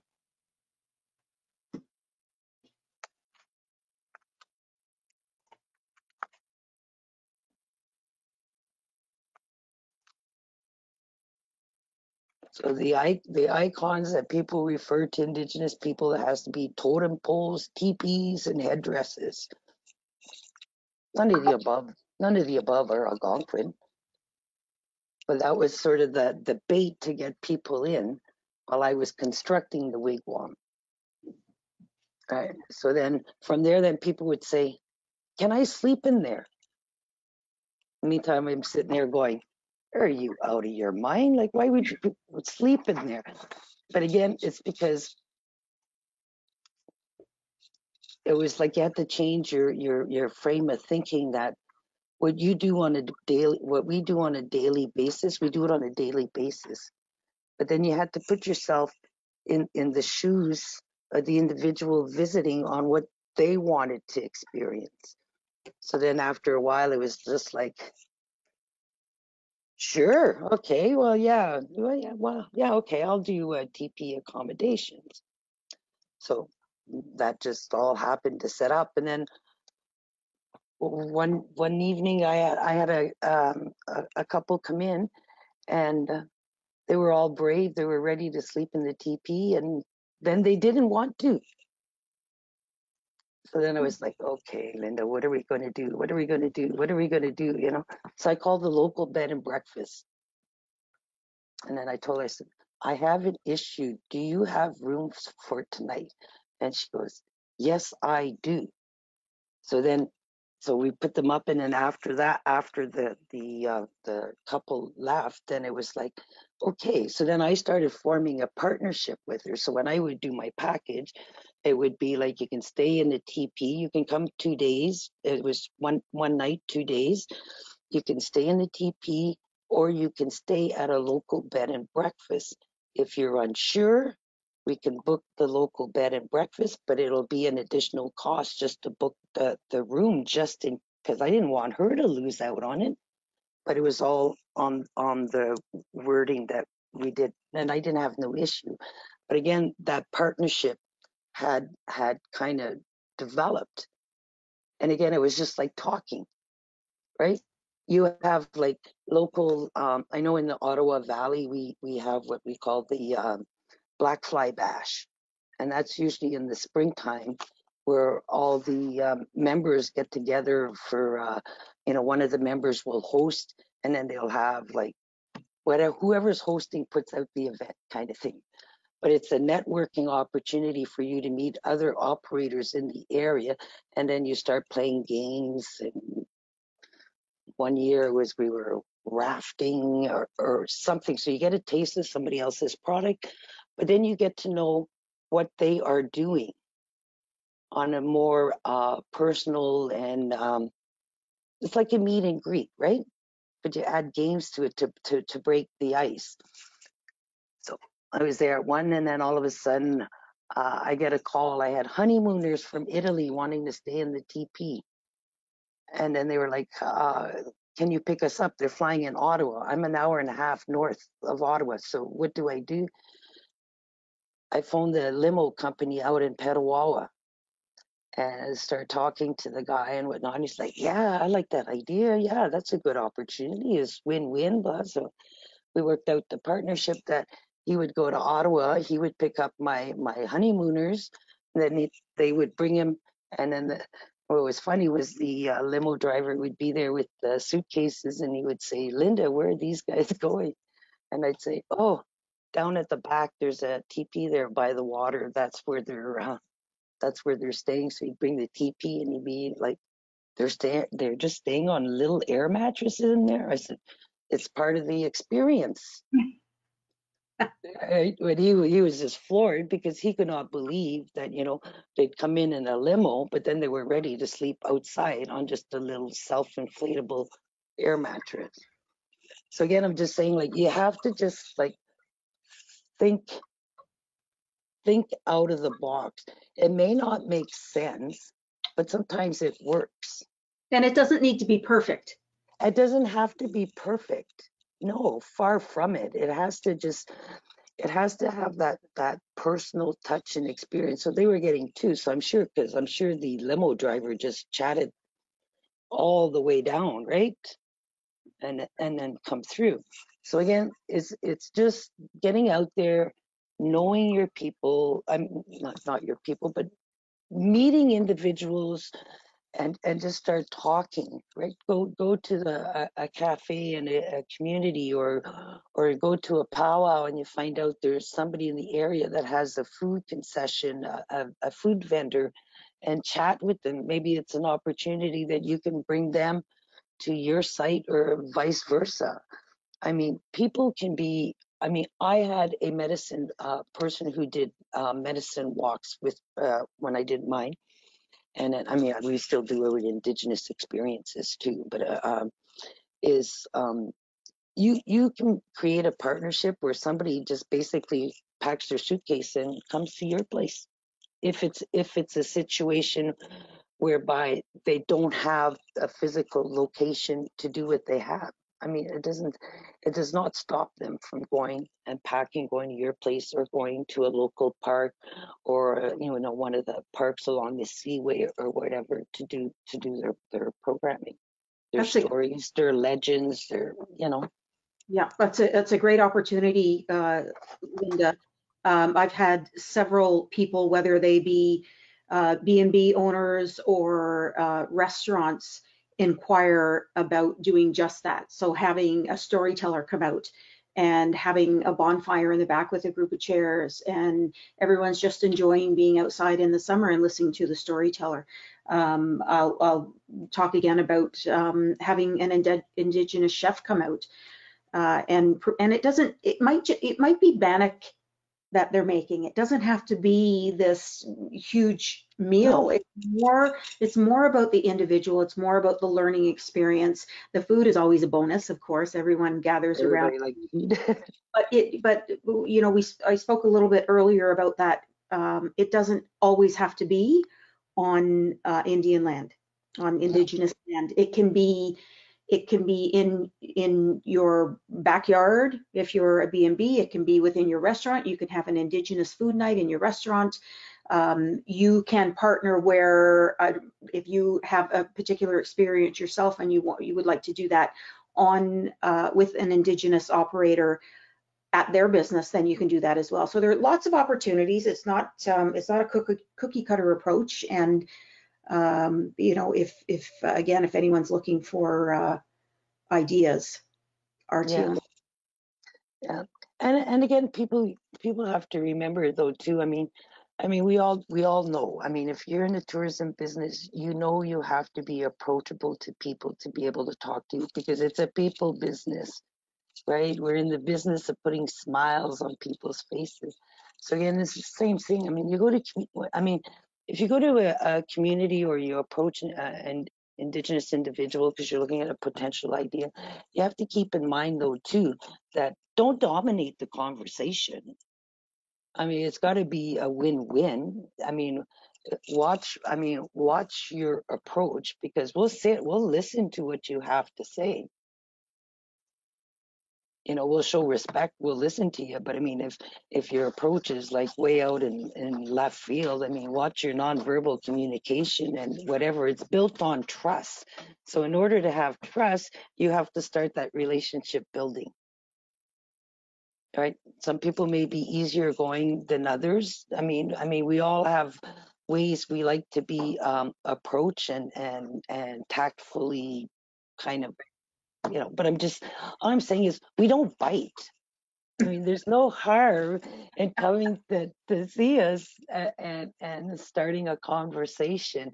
I mean, and some of these and some of these communities have organizations like economic development officers. They have tourism organization or somebody who's already in tourism in there that you can approach and start sharing ideas. You know, EDOs, I mean, economic development officers, they could be like, you know, maybe they already have it in their strategic plan that they want to get into tourism, right? But don't know how to approach or have kind of an idea. And then you can start gelling ideas together. It's just starting that communication because we do have a story to share. You do. And I'll just share, I'll share a story. I'll share that a couple of weeks ago, I picked up the phone and reached out to David and Kim Miracle from Little Crow Cabins, which I know you've got, we've got a video coming up. Hopefully I'll be able to play that on my end. But really it started with a telephone call, an email originally, and then a telephone call to say, I'd love to come out and meet with you and really see what you're doing with your business, what your ideas are moving forward, and see if there's a way that we can help. And it turned into a 3.5 hour conversation in the backyard with David and Kim. And it was engaging, it was real, it was it was everything and then some about what I was looking for getting out there. And it turns out that they're very keen on building their business and partnering. I mean, David Miracle has such talent, both playing the flute, as you said, and he's a carver, and he teaches, he does these really neat sound meditation workshops, and it's just like another world, but it's right there in basically a subdivision. It's just a country subdivision, but it started from one call. And the same I would say with a couple of other businesses in Tyendinaga, that I will go out and meet with them face to face. I think Linda, you and I spoke earlier about the importance of face to face with Indigenous peoples. Yeah, how important that is, that they meet you and you have an opportunity to sit down with them. So again, if anyone is interested in doing this, it starts with that call. It starts with the connection point, and having an idea. And if you don't have an idea, that's where RTO9 comes in. We can help you put this together, reach out to people that you would like to reach out to. It's a great opportunity. Yeah, and not only that, the ideas can also formulate when you have a meeting and you're talking to somebody, because again, sometimes you do things that is so on a regular basis that you don't stop to, we don't all stop to think like, what, do you want to do that? Like, really? Because we do it on some stuff we do on a regular basis, and we can't imagine people want to do it. Right? Like, here's another example, okay? It was like every spring, it'd be like, it's time to set up because it's the season, and then I would get my husband to help me set up teepees, and he used to just hate it, right? Because it's just like, oh my God, I need that, that guy should be fishing and you know how it goes, right? So then and I was like, anyways, we'd set up. And all of a sudden I had somebody say, I want to set up a TP. I was like, are you kidding me? Like, really? So then I was like, okay, well, great. So then I changed my whole thing that it was the first guest of the season, got to set up the teepees and the waterworks and everything. And the last guest of the season helped me to winterize the sites and take the teepees down. Oh my God. I had people wanting to book to be the first ones there and the last one. So that's now part of the experience. It was part of the experience, right? So again, it's listen to what your guests or kind of what your guests want, but also listen when you're talking to somebody, right? Because that's when the ideas will kind of to formulate. I mean, you got to stop, listen, and don't if you, because I mean we're master storytellers. I mean it could be something simple as saying, tell me when you go hunting, how to do moose calling or whatever. Like, we're master storytellers. I mean, it could be a simple, do moose calling, but I mean, when they start telling their stories, it's hilarious because we do have a very good sense of humor. Like, when we get started, so it was like, okay, not everybody's going to get that. We got to do, but anyways, we're master storytellers is all I can say, right? So you just have to, and we have this belief that if things don't happen, like, like everybody's always like, it's got to happen this way. It's got to happen this way. Well, we have this belief that if things don't happen, it's because it wasn't meant to happen. So you just have to alter the schedule. So does anybody know what I mean by that, or is everybody kind of like, no, it's got to be this way? You got to have a backup plan. I know that in the tourism industry, when you sell your package, you have to, if you say you're going to deliver something, you have to be able to deliver it. But when you do, you can also say you may be doing this, because may means that they have the choice. Like, it may not happen. How can I explain that? There's probably a way, Linda, to convey in your messaging that impromptu things can happen. And I know that some of the most memorable experiences for me have been when things haven't gone the way they were supposed to, but there was a workaround and everybody laughed about it. And so I think that's what you're talking about, just being able to work around any issues that could come up. Yeah, like, it could be something, it could be substituted for something else that's just as good, right? I mean, we all have things that happen in our life that we just can't control, and you can't do. But so yeah, and also knowing which traditional territory you're in, right? This is, if you want to start your relationship building with Indigenous communities, you should know a little bit about the community that you're planning on doing business. Starting with, I'm not saying you got to study, because you're going to learn all of that when you forge the relationship. But at least have a general background of, whether you're in Algonquin territory, if you're in Haudenosaunee territory, what's their language, who's in the community, what businesses are in the community. So when somebody starts talking, you say, oh, did you talk to David? And go, he owns Little Crow, and I never heard of Little Crow. Then it just shows that you are interested in partnering, because you've already did a little bit of look around. You did a bit, you drove around the community, where the community center, the school is, etc. So it just demonstrates you have an interest. And yes, you can drive into Indigenous communities, right? I mean, I don't know. I always find that people always have this fear, like, am I allowed to go there? Well, yeah, you can. Let me come in. I mean, look, we got businesses on the community. Why would we have businesses if we didn't want anybody there? Right. So that's so Does anybody have any questions, or did I miss out on anything? Can you advance your slide, Linda, for me, please? Oh yeah, okay. Good question. There we go. All right. Now I lost my camera. Nope, we have you. Oh, you lost you, but we have you. Okay, let me just see. Oh, I got to go back now, right? Yeah. Can are you on my presentation? No? Forward. No.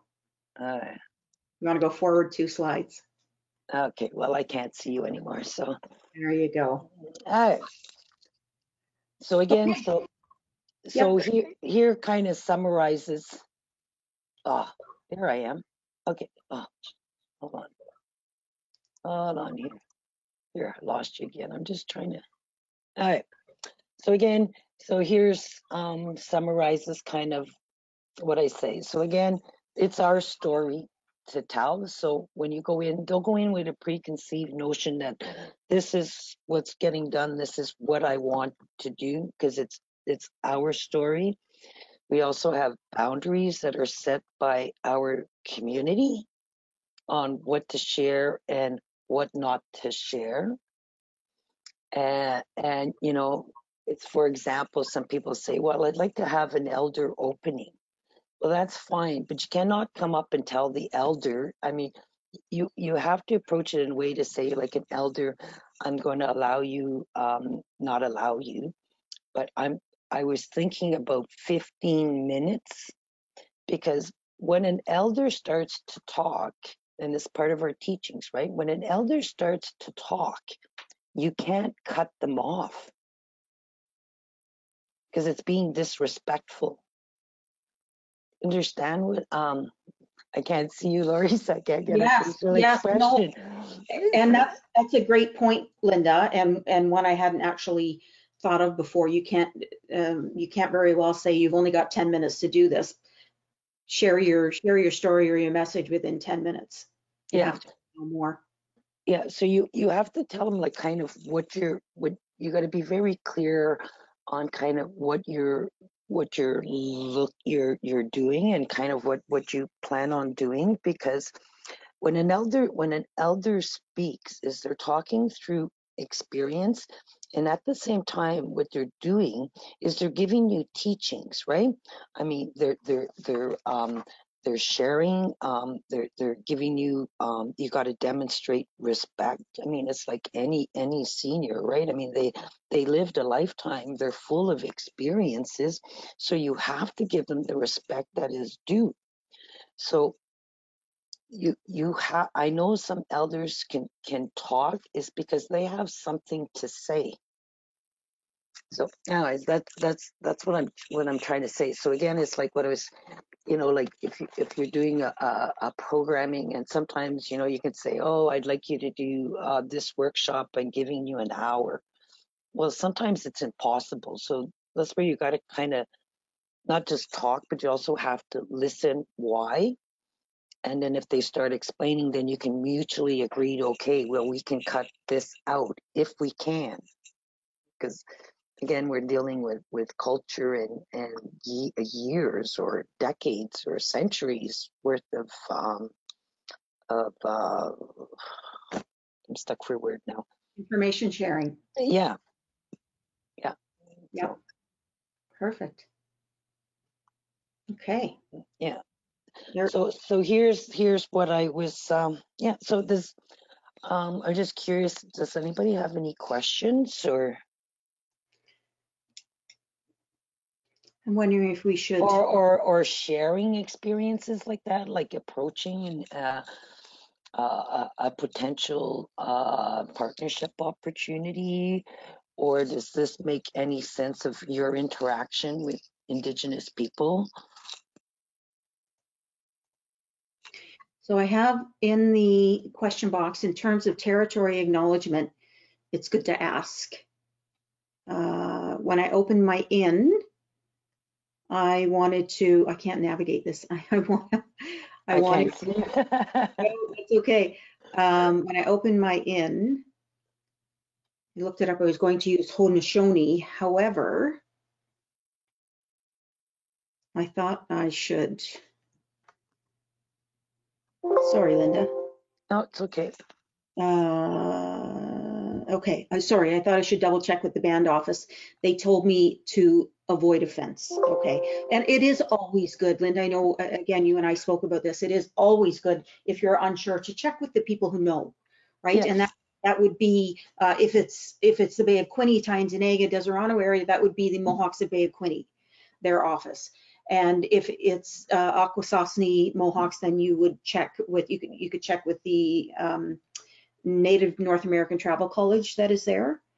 You want to go to the source. You don't want to Google it necessarily and find out you really need to, because there are a lot of nuances, of course, with terminology. We don't know, being non-Indigenous, we wouldn't know what perhaps some of the relationships are going on between Native people. So it's always good to check with Yeah, go to the source, go to the closest source. And if you go and you're in the wrong band office or whatnot, they will tell you, oh no, you should contact so and so.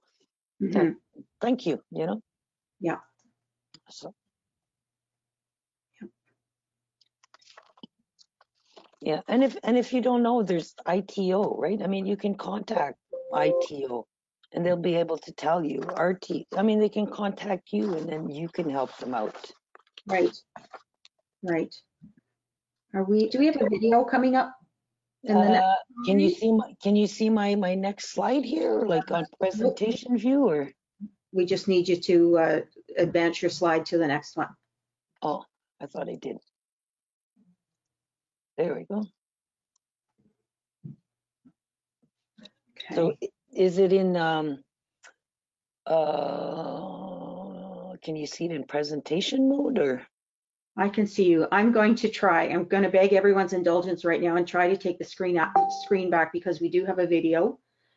Let me see if this works. No one can see your screen. Oh, I got to stop sharing, I guess, right? Stop sharing. Okay, here we go. There, it's all yours now. And it's not working. That is just.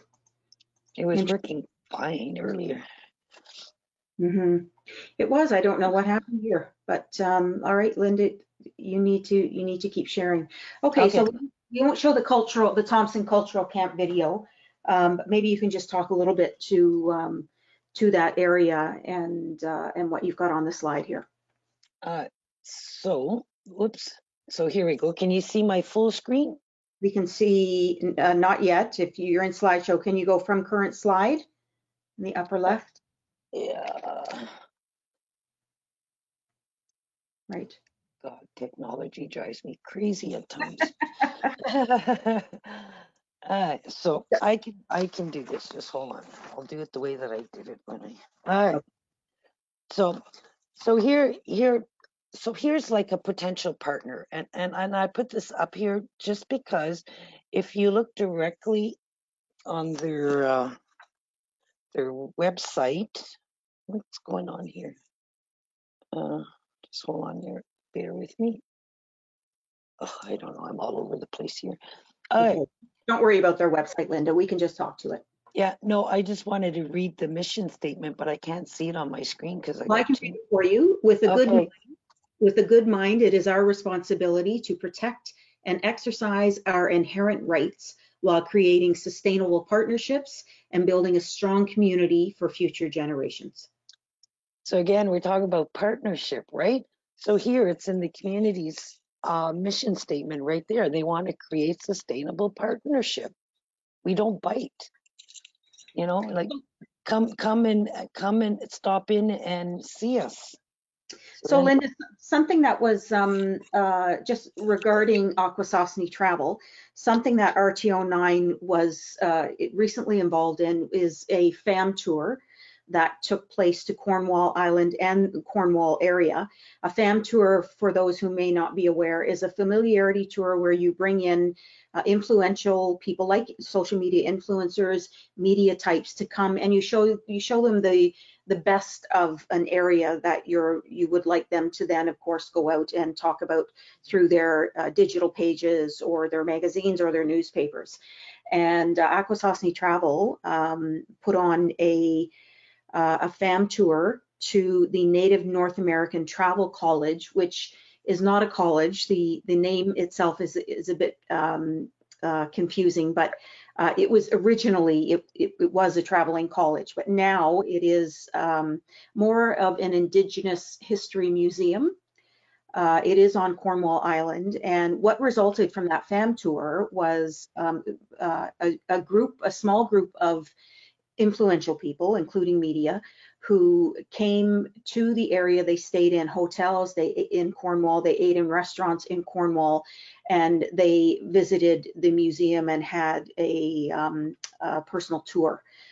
They also experienced things like learning how to make Indigenous baskets, which are stunning. There is a beautiful exhibit of dozens of baskets within the museum. It's a small museum, but it has so much information. So what we helped them put that tour together, and together with our PR company, our agency of record. So it was a great opportunity to kind of showcase the island, let people know what's there. I'm sure there are lots of people who go to Cornwall and maybe don't know of Cornwall Island. So these are the types of things that RTO 9 gets involved in as well to help market Indigenous tourism. Yeah, that's good. So here, everybody, I mean, I know when I showed this slide to Lori just said, why'd you put that up there, legends and storytelling? It's not reflective. It says we can't participate. Well, the reason why I put that slide there was just to say, again, we have stuff that we are willing to share and we have stuff that we don't share. So with that being said, it doesn't mean there's not a story or a legend that cannot be shared with you. They're already offering it. You already have people in the community. So that's why I put it there. It's like, think out of the box. Don't say, oh, I can't approach them because they don't share it.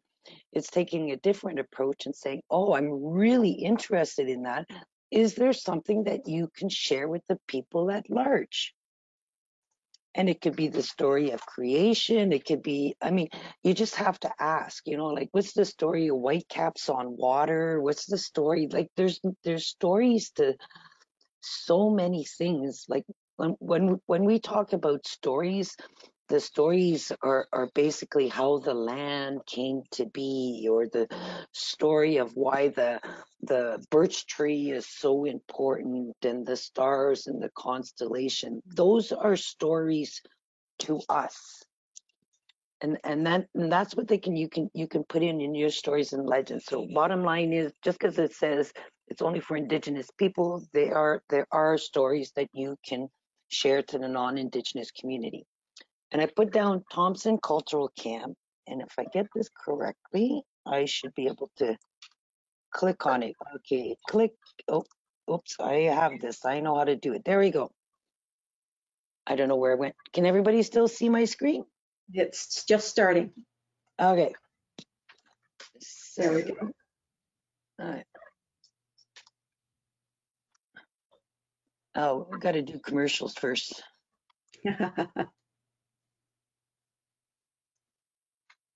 Oh. Is it spinning on your end too? It is, yes. Okay, at least you can hear me. That's good. Okay. We are a few of us here on Zoom call, so that's on a call. Okay, how do I get out of here? So anyways, this link will be available at, I mean, if you do want to look at it, you can check this link out.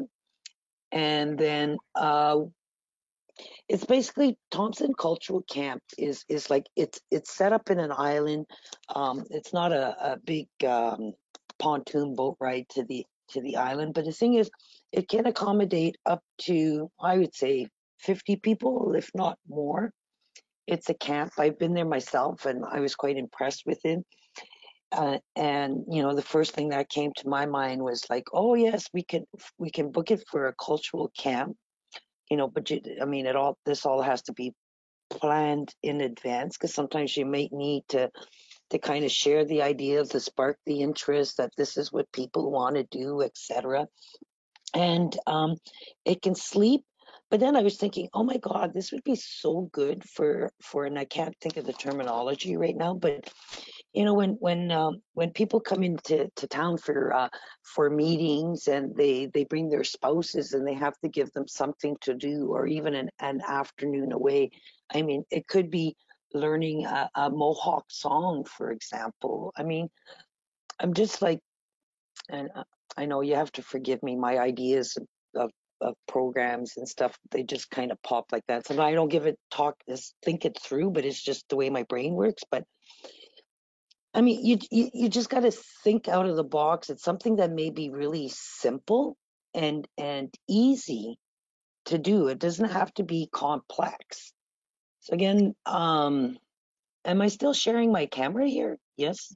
You are. Okay. So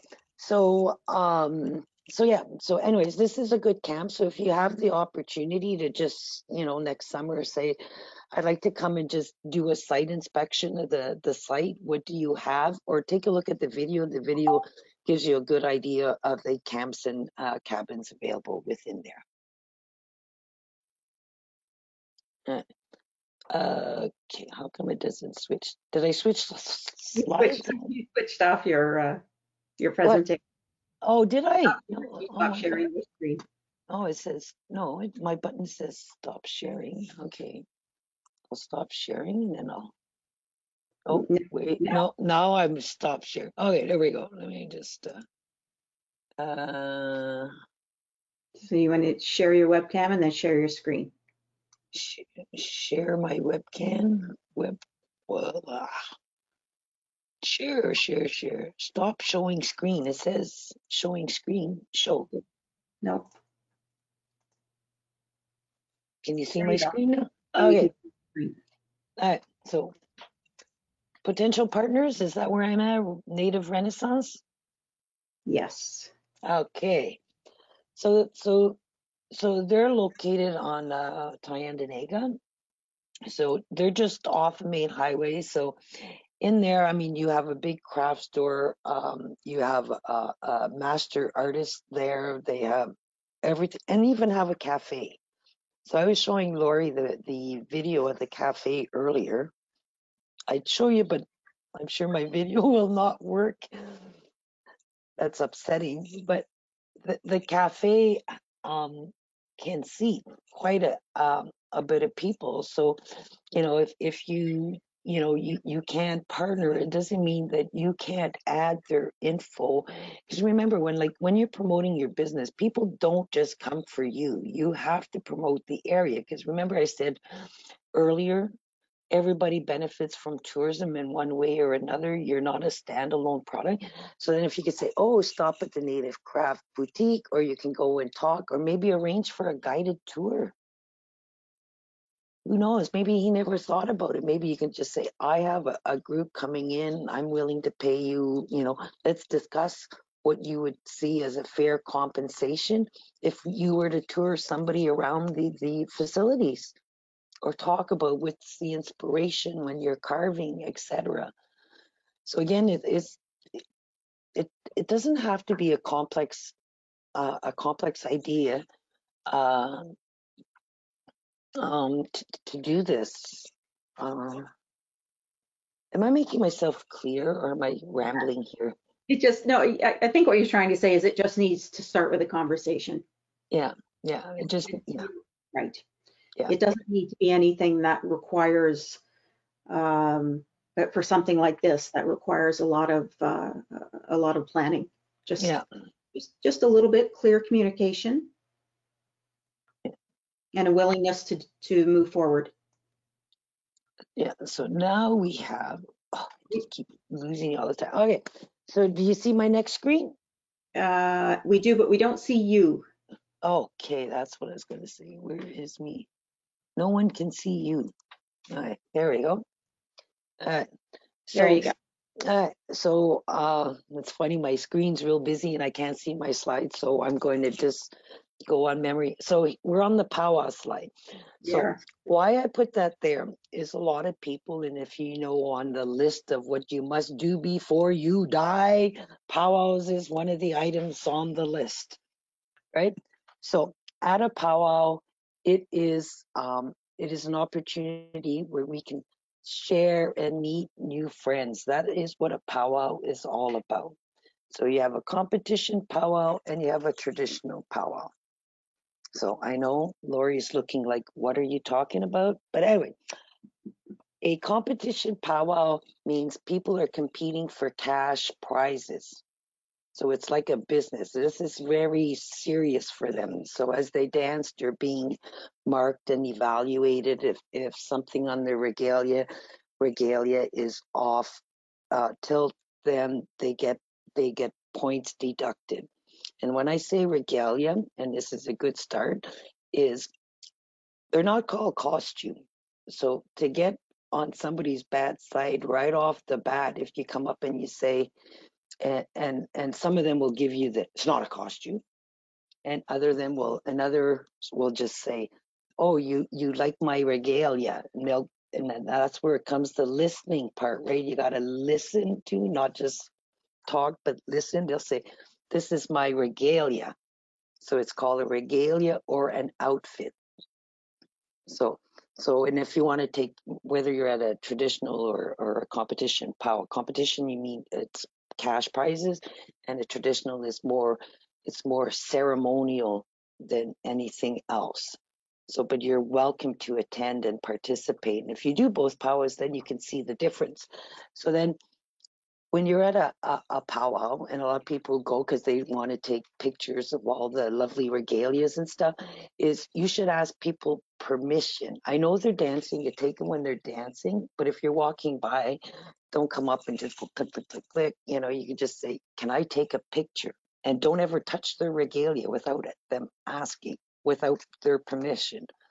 So you could just then take a picture, because I mean, it could be like you could be at a family dinner and one of your cousins or sister ends up with a wild looking hairdo that's pink and green, and how would you feel if somebody just came up and just started taking a picture, right? Like, I've never seen that.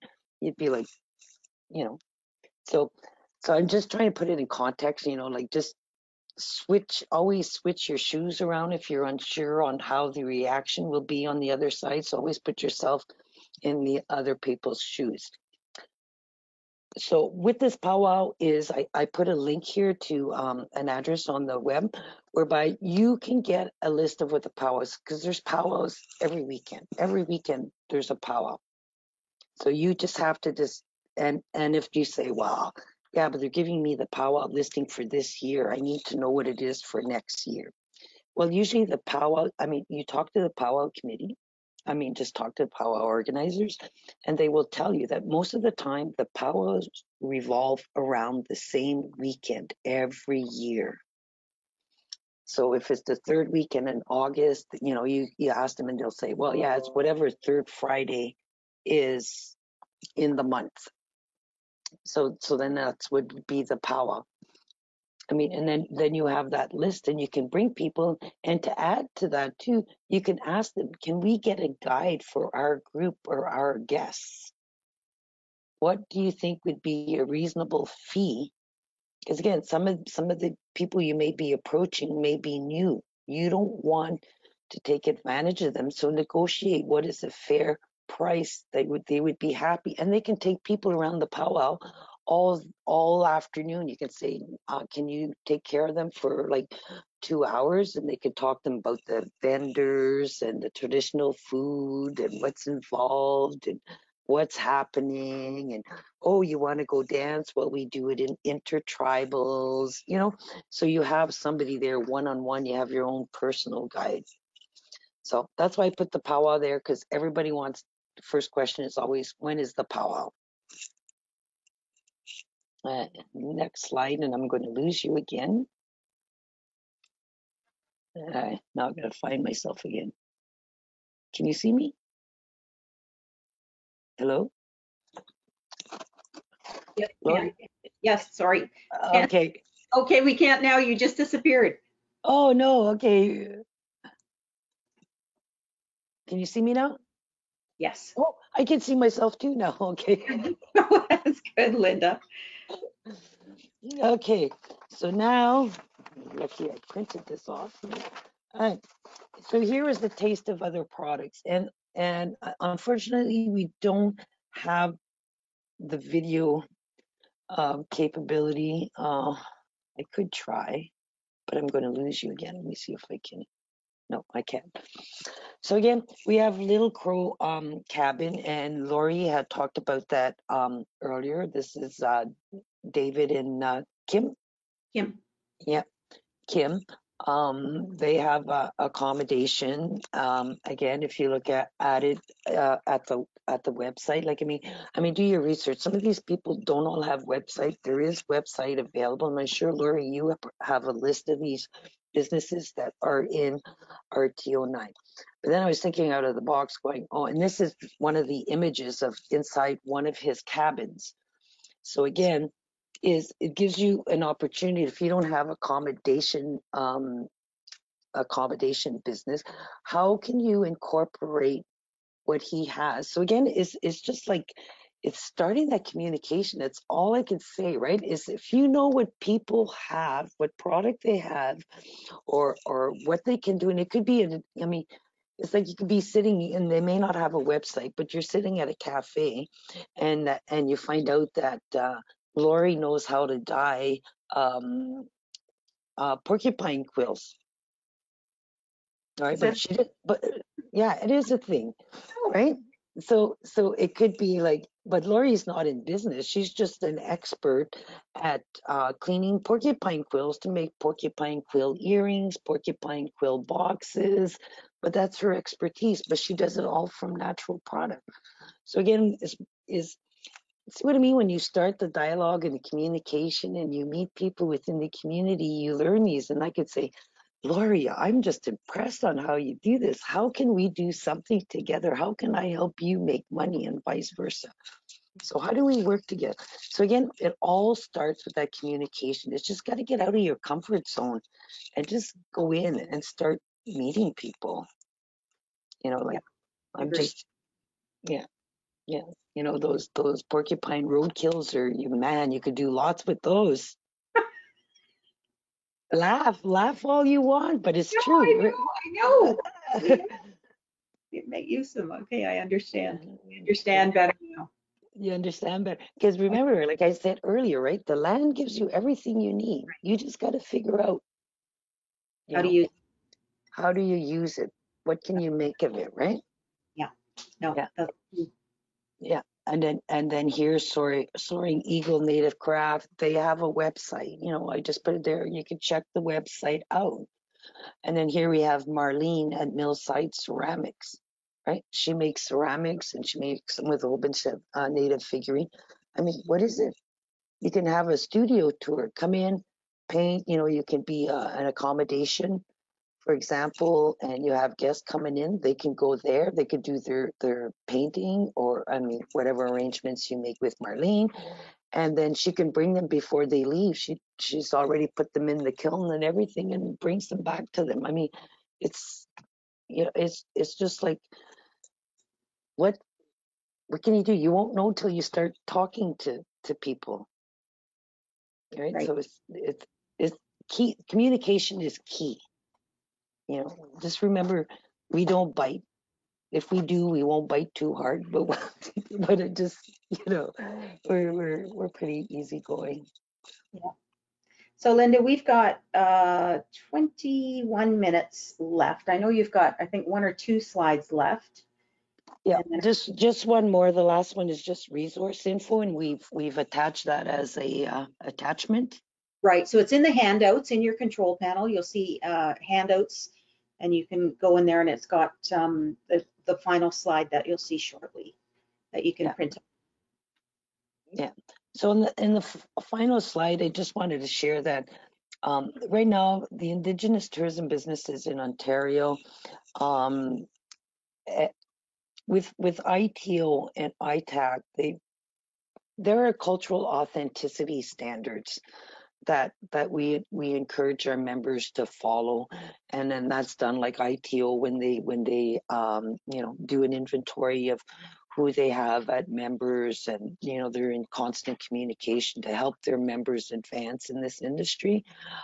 So there's cultural authenticity standards. So, I mean, if you really want to know what the standards are, I've attached them. We've got them on the attachment. You just click on the link and it will bring you to those standards.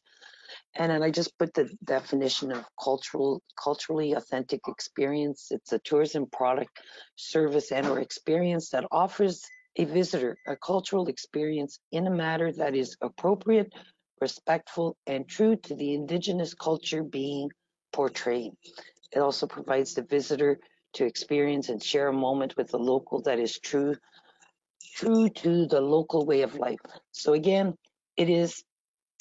the experience is authentic if it's delivered by an Indigenous person. Like what we do at Indigenous Experiences, and we just moved to a new location, is we give people a taste of what is available across Canada in Indigenous culture. It is authentic. Our ambassadors, we call our tour guide ambassadors. Our ambassadors, our ambassadors share the culture, and you can tell because when they get to a certain area, it's their background. It's like me when I'm doing my presentation, I can really focus on the birch bark and what is Algonquin because that is my background. When I talk about the other areas, it's not my background. It's not my place to really go in depth into it because to me, it's not right. I'm not the person that should be talking about what the other cultures' beliefs are. I could just be in very general term, but not go into detail. Does that make sense? You're looking at it does, right? Yeah.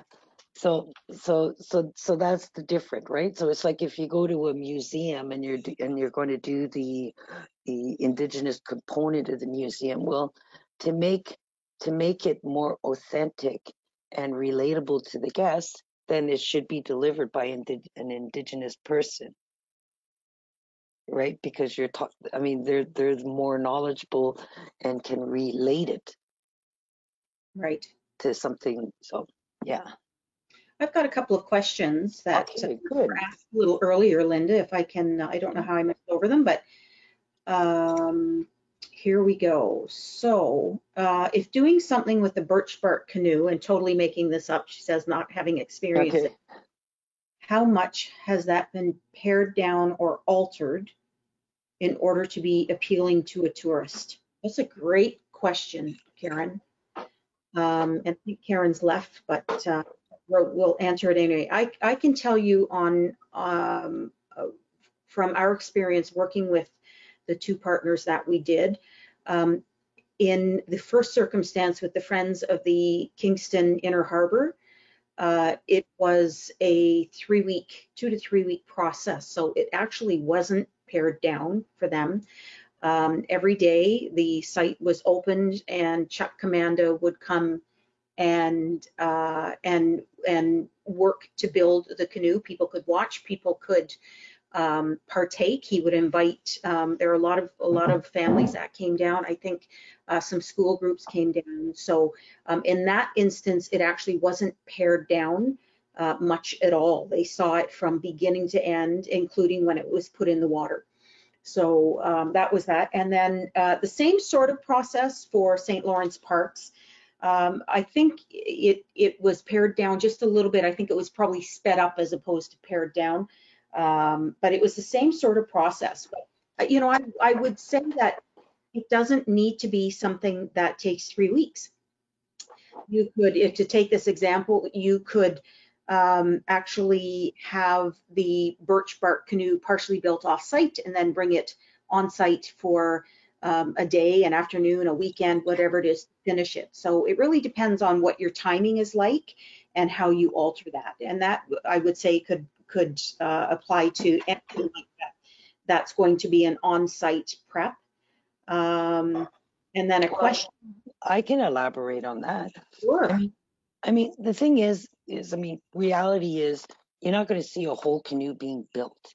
I mean, if that's your program, if you don't have the whole duration to do it, I mean, the way that I done it is I kind of had just like a little miniature canoe, and then I had my roots, then I had my gum, and then I had the, the ribbing there for the gunnels and whatnot. But how I made it interactive for the guests is again, you just think out of the box. Was like, how can I do it? So I could talk about the canoe. Then I'd say, okay, we got to soak these roots, so we're going to soak them first, and then I'd have them in water. And then I'd say, and then we're going to soak and we're going to steam these so they could actually see like how you got to bend it to get the ribs, right? So they get a taste of it. And then it's like, okay, well, now we need roots. So, and these are spruce roots. So we just dug them out, but now we got to split them. So then they would actually have to go in and then start splitting so they can see the manual, it's real fine to put a canoe together. But again, I mean, to gather this material, I mean, there's a lot of work involved because you got to, and then you're going to, it's like the spruce gum, the sticky stuff, when you put your hands on the trees and you're like, oh, and I don't want to get it on my clothes because I can't get it off. Well, that's the stuff you use to seal the canoes too, right? So how do you get that and how do you melt that down? So you do have like a mini version of it that you can do, but it just gives people an idea now that when they do see a canoe or they do see a hand home smoked hide, how it's being done. Right. They're not going to see the whole process, but they can see like stages, and then they'll be like, wow, that was a lot of work. There's no way unless you have a site where you can set up the whole construction, but then that becomes costly because you need the person there to do your programming for whatever period, right? So there's usually a way around.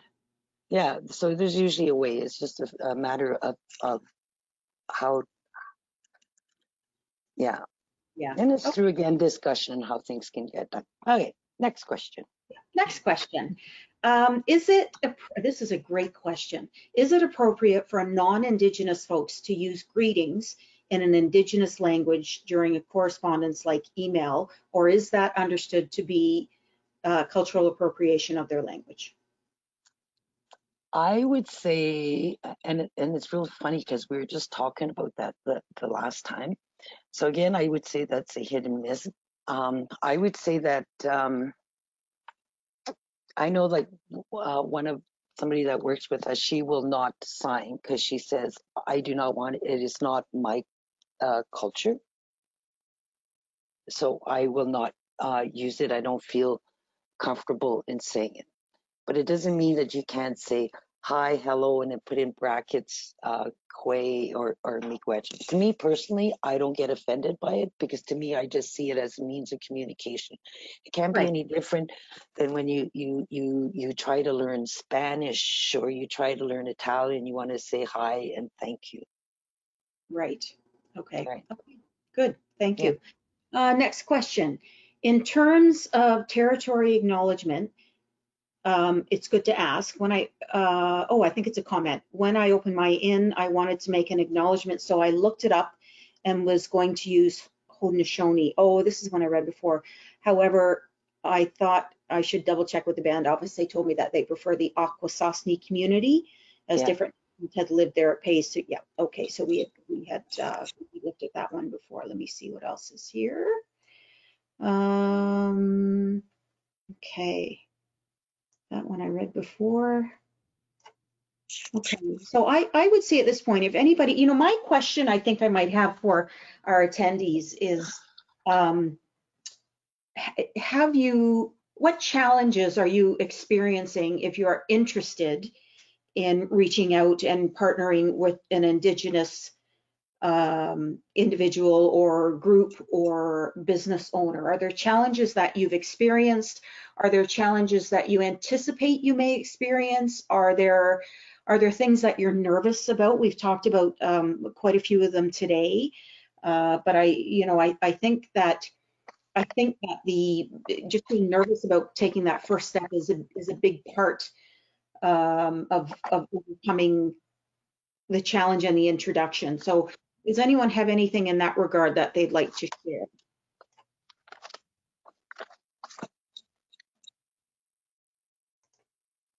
Okay, well, I can tell you that I was nervous. I can tell you honestly that I continue to be nervous, but as I learn more, I meet more Indigenous business operators, it really encourages me to move forward and to meet others, because I have had nothing but wonderful experiences with the people I've met so far. And I think there's great opportunity, there's great willingness to partner with those that are not Indigenous. And I think it's just an amazing opportunity. And at the risk of repeating myself, now is the time. So for those of you, I'm going to keep the question box open if anybody has any last comments or questions to ask Linda. Again, the handout with the references is in the handout by the chat box that you can click and download. And if you are looking for help or further references or networking or anything regarding working with Indigenous tourism operators, or indeed if you are an Indigenous business owner or tourism operator and we can help connect you with someone, please do reach out to myself, and my contact information is in the reference material in the handout, or you can always find me on our website under team, and feel free to reach out. I'd be more than happy to have that conversation with you. Again, we should have, we're hoping by the end of December, if not sooner, we'll have the Indigenous experiences page on our southeastern.ca website. And that will change as we bring in more Indigenous partners. I can tell you now it will showcase Little Smoke Cabins as an experience, but I think there are so many more experiences to be had within the area. We've all just got to get through this pandemic and get back to business, although it's probably going to be a little different than it was before. And we never know with the variants that seem to pop up on a regular basis. The goal is to move forward, and the most successful way to do that is to partner. So Linda, I can't thank you enough for taking the time out of your day today to meet with us, to talk about your experiences, to offer your insight and your ideas around building those relationships with Indigenous operators. Again, it starts with taking the first step in reaching out and having that willingness to learn. And just on a final note, I did promise that I would mention the Three Fires Collaborative Quest, and you can visit that, visit the Indigenous Tourism Ontario website to find out more about that, and that's to engage Indigenous individuals in your workplace. And there are resources there to help businesses and individuals to help get started with that effort. So on behalf of everyone who attended today, Linda, I can't thank you enough for taking the time. It's been a real pleasure both meeting you and listening to your stories this morning, and I have a feeling we might be doing this again. Okay, good. Yeah, I had fun. I like doing this. Perfect. Let me just check one last time with questions, see if there's anything going on. And I think we've covered them all. I think we have. Okay. So everyone, I want to thank you again for joining us for this morning. I know it was, you know, it's more than our usual 1 hour, but we thought the topic was important enough to have Linda on and take a bit of a deep dive into what's important when you are working with Indigenous people. So this recording will be made available within a few days on rto9.ca. If you receive our newsletter, if you follow us on social, you'll get the link through there and you'll be notified. And I am actually going to download the question log, so to ensure that I have answered and Linda has answered all the questions and we can move forward. And the last thing I will say is you will all receive just a really quick, it might take you a minute to answer, survey when you close out this window.